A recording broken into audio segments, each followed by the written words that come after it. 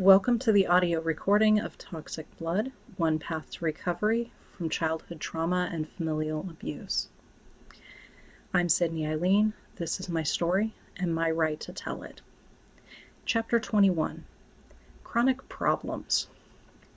For a long time after older brother left Diana, I ceased all contact with everyone in my immediate family. The only interest I had in seeing older brother was to hand him the divorce papers. Younger brother and I were still mutually avoiding contact over juvenile drama around his wedding. And my parents? Well, they were the most toxic of all, and I was sick of them violating my boundaries when they thought I was not looking and then lying about it to my face. It was the final straw when they insisted they were neutral in regards to older brother and Diana breaking up, when everyone damned well knew they were not. But I did not lose their number, and they did not lose mine. I wanted a family connection desperately. I wanted to have at least one family member that I could unconditionally love and who would love me unconditionally in return. I wanted my family to be capable of the positive changes promised by their rhetoric about mental health, and I wanted them to be capable of accepting my positive changes in the same regard. That meant that I, like an abused dog, took them back each in turn after walking away the first time. I wanted to believe that they were sincere about making changes, and that they would not squander it if I gave them second chances. In my 20s and 30s, I was not ready to acknowledge that healthy relationships with mother, father, older brother, and younger brother were all impossible. They did not want healthy relationships, so healthy relationships were never going to happen, regardless of my personal desires. Older brother did not want that. Younger brother did not want that. Father definitely did not want that. Mother could not deal with that. In fact, I am certain that Mother's primary goal was specifically to have the appearance of a healthy relationship. She very much hinged her public persona on being an open-minded, caring, honest person, and the appearance of healthy relationships was critical to that perception. Having a child who refused to talk to her was very damaging to that perception.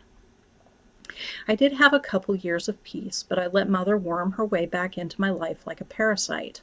I let myself be coaxed by her pitiful insistence that all she wanted was a loving, healthy relationship. She seemed so sincere that I did not have the heart to dismiss it. She had spent so many years in therapy that the illusion of personal growth was a cornerstone of her public image, and maybe even her perception of herself, but honestly was never really an option. Instead, lies and deceit were always the default answer to any problem. For her, it was natural, easy, and comfortable. The hard internal work she would have had to do in order to have the kind of relationship I wanted was absolutely out of the question. The person she was willing to be is vastly incompatible with the kind of person I am, and worlds away from the kind of person I am willing to spend time around. Mostly out of guilt and an aching desire for familial connection, I let Mother draw me back in.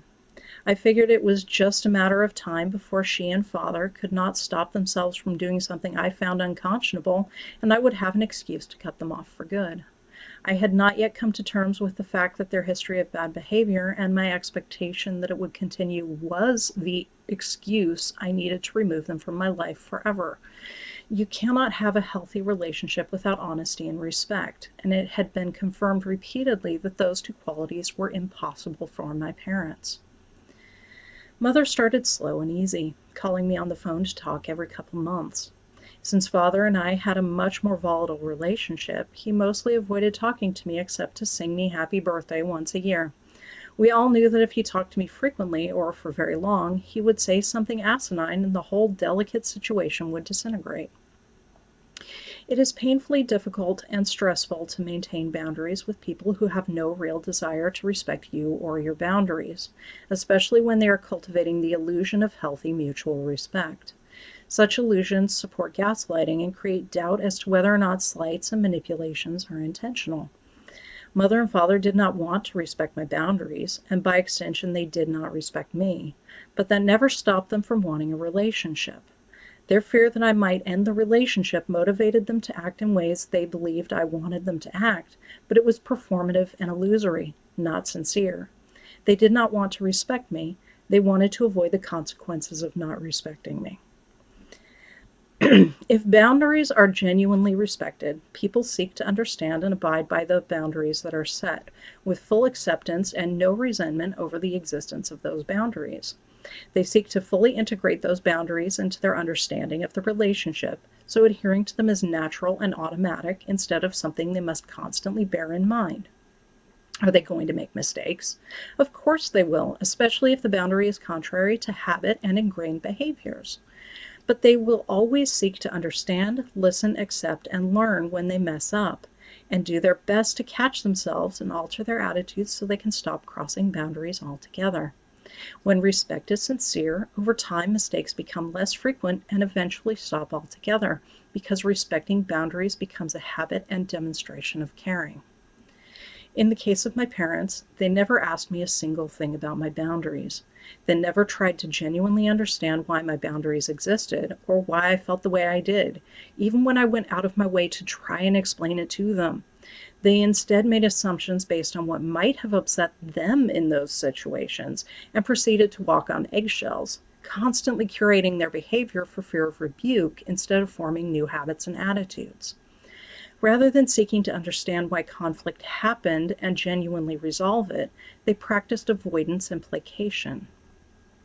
Instead of my boundaries creating greater understanding and fostering a stronger relationship based on mutual trust and respect, it created an elephant in the room. Anytime we interacted, it was there, taking up most of the space while all three of us did our best to ignore it. My parents ignored the elephant in the room because they did not know what to do with it, and they were unwilling to change anything about their views, behaviors, motivations, or habits in relation to me. I ignored the elephant in the room because I knew that if I challenged them to be sincere, it would all break down, and I would end up the bad guy at fault for our reconciliation not working out. Over time, I fell back into old ignore it patterns of behavior because I still felt a heartbreaking desire for familial connection. I did the mental gymnastics to avoid acknowledging they were incapable of sincerity with me. Despite that, I stared at that elephant a lot. I thought about that elephant a lot. I waited, almost with bated breath, for that elephant to make a move so I could shout in triumph that I was right and they were not worth having around, because I already knew they were not worth having around. Except that elephant did not move. Mother was very, very careful about what she said to me. I had inadvertently given her a lot of time to think about the grievances I voiced, and she had a good idea of what lines she should not cross, even if she had no genuine respect for why those lines should not be crossed. For those areas where she was unsure of my boundaries, she avoided the topic entirely. If we never entered those territories, she could not egregiously violate boundaries which baffled and confused her. If she curated her words and actions, I never needed to witness that she still desired to violate my boundaries and intended to break them down. We settled into a civil and at times even pleasant relationship. Mother and father moved to Oregon, so the distance helped a lot. Small doses were doable and even a little satisfying. I became invested in the relationship again, and Mother's confidence grew. As it grew, she pushed more and more, mostly plying against my compassion with guilt and pity, bemoaning her sorrow that none of her children got along. Father may have been masterful at subtle emotional manipulation, but she was not too shabby herself. Mother knew that I was still too angry about older brother to be receptive to manipulation on that front, but she slowly guilted me into resuming contact with younger brother, who was again extending an olive branch. I allowed her to manipulate me into talking to him because she was incapable of having a relationship with me which was free of manipulation. She had her agendas and personal selfish desires, as always, and with the proficiency of a lifetime, used guilt and pity to slowly and skillfully coerce me into doing things she knew damned well I did not want to do. She counted on my compassion and adherence to the give and take inherent in any relationship to wear me down. It was important to her, so eventually I had to give in, or I was the one being insensitive and cruel. I'm a little angry at her about that, but I am more disappointed in myself. I knew the kind of person she was, and I knew she was incapable of genuine respect for me or my boundaries, and yet I allowed myself to be drawn in. I allowed myself to become emotionally invested in the existence of that relationship, and through that emotional investment, I allowed her to manipulate me. Manipulative and abusive people love social conventions and niceties. They will twist and manipulate social conventions that allow society to keep moving, like second chances, forgiveness, and apologies, to keep their victims close at hand and available to victimize. How many times have you heard an abusive person swearing, "I'm sorry, honey, I didn't mean it"? The victim takes them back, and the next day the abuser is hitting their victim again because the apology only existed to placate and was thoroughly insincere. When my parents got caught lying, they usually claimed misunderstanding. On the extremely rare occasions when they admitted they had behaved badly, they were always sorry, but they didn't mean it. Anything was better than admitting deliberate misdeed or manipulation, but manipulation was too frequent and habitual to be accidental or unintended. When I visited Mother and Father in Oregon, it was surprisingly an enjoyable vacation. We went to a number of local museums. Their house was astoundingly clean, and they were cooking food that was decent tasting and not potentially tainted with food poisoning. I was pleasantly surprised and found myself embracing a spark of hope that maybe they had grown and learned. Father was on completely different psychological medication, no longer working because he was on full disability for his mental problems, and seemed emotionally balanced in a way I had never seen before. I hoped that maybe they had changed, and they could be decent people to be around. The piece de resistance was when Mother admitted to me that they had made a lot of mistakes while I was growing up, and they were very sorry about that. I should have asked for details, and the need for those details screamed in the back of my head, but I did not ask it. I let her apology remain uselessly vague and accepted it, pretending it was the apology I needed to hear. I was invested in the relationship, and I knew deep down in the pit of my soul that she knew I needed an apology, so she crafted the apology she thought I wanted to hear and made it vague enough to infer anything. She knew I believed they had made mistakes, so she would apologize for that to smooth things over and make it go away. Social niceties to the rescue. Let the abuse resume. My mother's confidence grew. She began deliberately testing my boundaries, very slightly pushing against them to see what she could get away with. I was back in contact with younger brother and had accepted her apology. She was winning in a situation where there never should have been a winner or a loser. If she stayed careful and patient, she could manipulate me into doing more things that she wanted while maintaining the illusion of respecting my boundaries. While I was still in contact with her, I had no idea if she was deliberately calculating about her actions or if she just could not help herself. I consoled myself that which scenario was the case made no difference, because her actions were the same regardless. I knew if I asked which was the case, she would cry foul and insist that the entire premise was a lie. Father probably would have insisted that my entire premise was so delusional I might need antipsychotics. Mother always insisted she was a reasonable, loving, honest person, and always acted from a place of caring and sincerity. She would most likely have declared that any inference of manipulation was either a deliberately cruel and hurtful accusation, or at best a horrible misunderstanding. Father would have insisted it was a deliberate and unparalleled cruelty on my part to accuse her of being anything other than that reasonable, loving, honest person she pretended to be. I had observed decades of misunderstandings that resulted from contradictions between their actions and their words. Misunderstandings swept lies and manipulation under the rug, excusing it as an accident so Mother and Father could publicly absolve themselves of guilt and avoid changing their behaviors. There comes a point when repeated misunderstandings are in truth deliberate actions, or the behavior would change. That point is usually far sooner than most people are willing or able to draw a line. During all of that, I developed a chronic illness. I had no idea what was wrong with me, but without health insurance, I found myself living in a body that was starting to fall apart for reasons I could not begin to guess. I adjusted my activities and tried to continue on as best I could until I finally reached a point where I became fully disabled. Those friends who were closest to me knew about my difficulties, but I did not announce it widely until I had to shut down my business as an independent artist and seamstress. In 2007, I was bit by a tick when hiking at Lake Berryessa in California. I did not think anything of it at the time because I had been bit by ticks when hiking many times before. But this tick bite was not like any of the others. It swelled into a lump about 5 inches in diameter with a bright pink center, bright pink ring, and pale pink in between. I thought about Lyme disease at the time, but I had never seen photos of a bullseye rash that was swollen or one that was pink instead of red.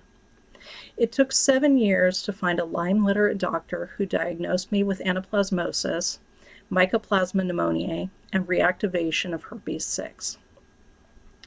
Anaplasmosis was the primary infection I received from the tick bite. It is a protobacteria, which means it has no cell wall and is extremely antibiotic resistant. Treating it is further complicated by the fact that it lives in white blood cells and can only be reached by antibiotics when it has reproduced and is floating in the bloodstream looking for an uninfected white blood cell. This particular disease is unknown to almost all human doctors, but most vets have heard of it, since it is sometimes contracted by dogs that go hiking frequently. The Mycoplasma was a secondary infection, which would be more than treated by treating the Anaplasma. Herpes 6 is not the sexually transmitted version of herpes we learn about in sex ed. It is a form of herpes that is endemic to the human population worldwide. Most of us catch it as toddlers or small children, have flu-like symptoms for a week or two, and then it goes dormant. It reactivates in people who are immune compromised, like AIDS victims. I had been infected with anaplasmosis for so long that I was in an autoimmune state, which allowed the herpes 6 to reactivate. The combination of the autoimmune state from the anaplasma and the herpes 6 reactivation has caused the majority of my symptoms. During those 7 years of slow, mysterious decline, I had built quite a following online as an artist and a seamstress. A huge part of that following was specifically interested in corsetry. I was making bespoke corsets on commission and wrote a great many tutorials illustrating how to make corsets. Those tutorials were all posted for free to my website because I loved sharing what I did and how I did it. At the time, I had the largest and most comprehensive resource available anywhere, and it was all free to anyone. I was honest and detailed when I announced my illness online. I let people know that I no longer had no health insurance and I had fallen behind on work and would no longer be taking commissions because of disability. I was going to apply for Social Security disability, but because I had a rare and invisible disease, it was likely the process would take at least a couple years if it worked out at all. Treatment was prohibitively expensive, $20,000 to $50,000, depending on how treatment went, so I had little hope of recovery. When I announced my illness and told the world that I would no longer be taking commissions, a fellow corset enthusiast reached out to me and offered to run a crowdfund to help pay my medical expenses. I did not have the ability to run it myself, so I gratefully accepted. The online corset making community came together for me, and the 2-month-long campaign reached full funding, giving me the money I needed to proceed with treatment and clear the infection. Most of the rewards were donated by fellow corseteers at no cost to me. Most of the donations were about $5. A few were in the hundreds. A couple different individuals donated $1,000 or more. Mother shared the campaign online and was openly overjoyed that so many people around the world cared about my well-being. She personally sent a few $100s through the campaign, making sure to tell me that she wished she could do more, but as per usual, she and Father were broke. It was genuinely amazing and heartwarming that so many strangers were willing to reach into their pocketbooks and help me when I needed it most, and I will forever be grateful to them. It went very much like when I was finally able to get a driver's license. Because strangers made up the difference, Mother absolved herself of any guilt she might have felt over not being there for me yet again. Since I was okay, it would not be publicly obvious that her lack of effort or expenditure was yet another failure to be the good mother she claimed to be. That wonderful community may have pitched in to get me treatment, but there were still living expenses to cover, and I was completely incapable of holding down a job. The entirety of that burden fell on Diana and, by extension, her parents. Diana's parents did not understand my illness and were not convinced it was as severe or debilitating as I said. I looked fine, but since Diana was sticking with me, they helped out and tried to be compassionate about it. Think about that for a moment. Yet again, when I genuinely needed their help, my own "we will always be there for you" parents colossally failed me. Not only my future well-being, but also my food and shelter were provided by other people. My medical treatment to cure the infection was paid almost entirely by strangers. Diana was in graduate school, so she was not capable of supporting both of us on her own. Instead, every month, her parents helped to make up for my inability to contribute to the household. Those two people, retired and on fixed income, chose to help me keep a roof over my head and food in my mouth on a monthly basis. My own parents did not make that choice. Instead of offering monthly help, Mother once again offered that I could come live with them. When I refused, a paltry $100 to $200 each Christmas was their token contribution, so she could say she helped, and to prove how much she truly cared. Think about that for a moment.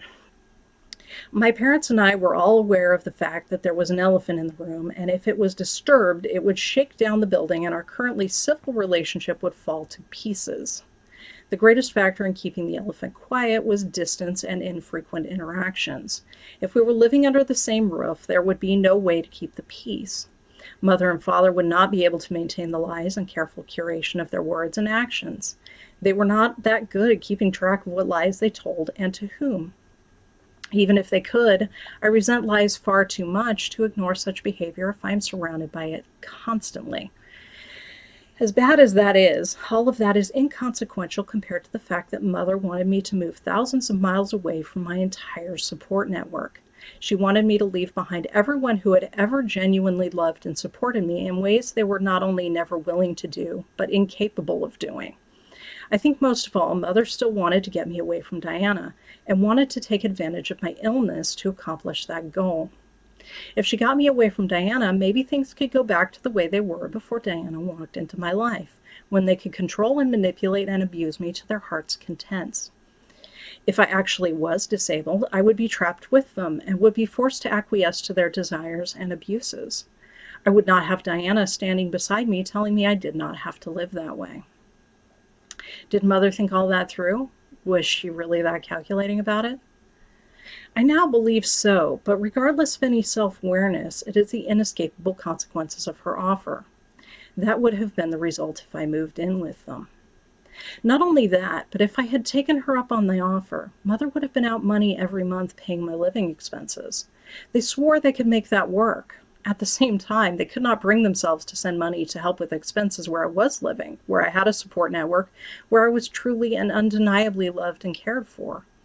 It was not unlike when Mother and Father found money for private school because it guaranteed they had unquestioned dominion over their neglected young children. Once again, having me under their thumbs was worth the money, but my well-being was not. That should have been the final straw, the excuse I had been looking for when I decided to give them a second chance, but instead I let it slide. I had become emotionally invested in the existence of our relationship, in having a familial connection, even if it was a terrible one. I let myself be coaxed by the fact that they helped at all, because the bar was set so low that even an inadequate tiny amount of aid was unexpected and heartwarming. I took their tokens of caring as proof that maybe, just maybe, I was being too harsh and expecting them to pull through and demonstrably be the good parents they swore they were. No one is perfect, and they were prime examples of that, even if they could not bring themselves to admit it. I did not expect anyone else to be perfect, so maybe I needed to lighten up. Also, it was far easier to let things slide at a time when it was a daily struggle just to meet my basic needs, and it took monumental effort just to walk between the bathroom and the couch. Quite frankly, I was too sick and too disabled to maintain boundaries or appropriately recognize or deal with violations. Maintaining boundaries with those who incessantly seek to violate them is exhausting in the best of times, but I was too sick to be completely clear about my boundaries, even with myself. I fell back into old coping mechanisms because they required less effort and less thought. I tried to ignore the consequences of my parents' offer. I tried to accept that they were broke, even though I had no way of verifying the truth of it and knew full well they would say they were broke even if they were not. I tried to let it go, to ignore their selfishly inadequate aid, even when they happily informed me that they were buying themselves a new home, so they would no longer have to rent. But my resentment started growing again. Once again, their words of support directly contradicted by their visibly selfish actions.